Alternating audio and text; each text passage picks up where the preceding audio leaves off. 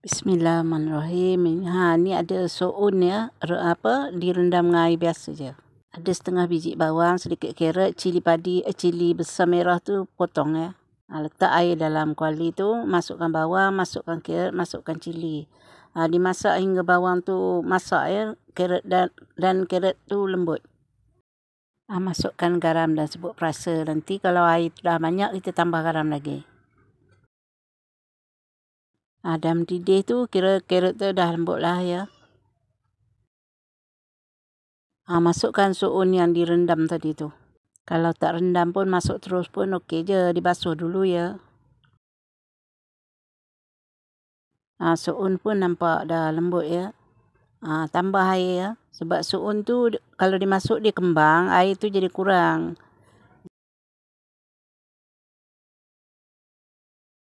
Bolehlah masukkan sawi tu ya. Masukkan garam lagi. Apa-apa sayur pun boleh dimasukkan. Kalau ada petola lagi sedap. Dah pun masak ya, sawi pun dah lembut. Tunggu mendidih sekali lagi ya. Boleh dirasa. Soun tu dia panjang sangat, nanti nak cedok pun payah kan, budak-budak nak ambil pun susah. Jadi upah gunting lah, bagi pendek sikit lah.